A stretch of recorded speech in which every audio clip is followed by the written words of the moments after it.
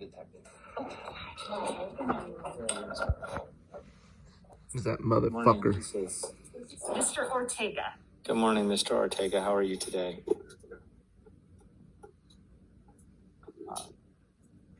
All right, let's go on the record and call the matter. People's State of California versus Juan Ramon Haro Ortega. Case number CR208816. Mr. Ortega is present with Ms. Jennison from probation. I'm sorry, I don't know your name. Oh, Detective Martin with the Sheriff's Office? Yeah, Detective Martin? She's the lead detective on this case. Ah, not from the probation department. And for the people, is it Mr. McDonald? Your Honor, it's going to be both. I'll be on the record for the purpose of the minute order. This is a request by the people for no bail for the defendant. We're going to do it in two parts. Mr. McDonald will give the constitutional and legal argument, and I'll recite the facts of the case. Sure. All right, Mr. McDonald, go ahead. Thank you, Your Honor.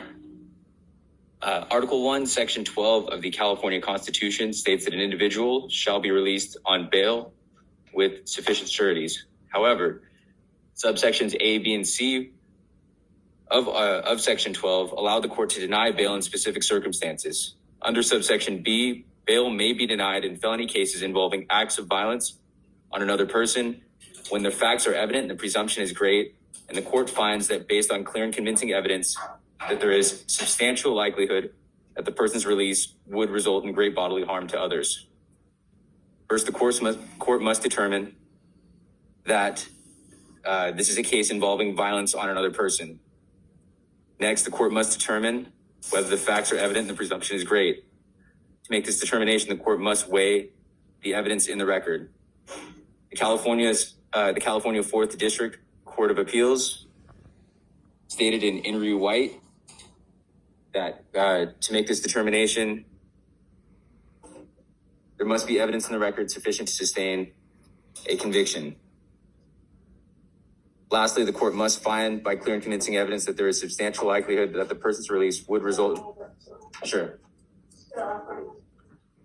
Lastly, the court must find by clear and convincing evidence that there is a substantial likelihood that the person's release would result in great bodily harm to others.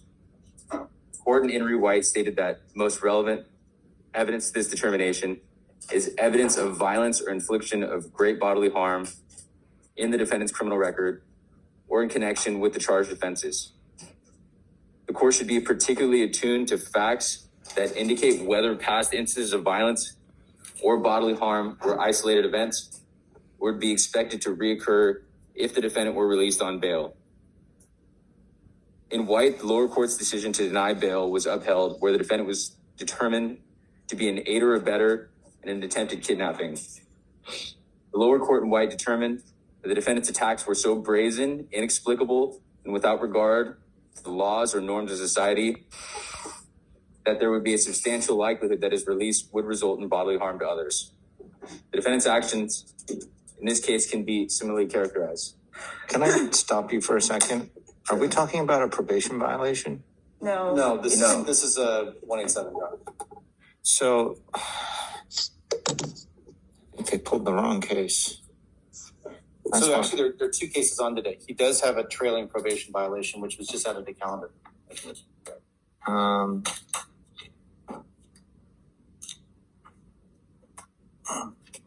Okay, I see it. Let me get on the right case. Go ahead, Mr. Hogan. Your Honor, so I'm going to recite some of the facts of this case as we know them right now, and that's the reason why I asked Detective Martin to join us today. Although I'm making the record for the court, she's here to correct me in case there's anything that I say that's incorrect. What I can relate to the court is that last week there was a body floating in a canal north of Wesley in unincorporated Stanislaus County while the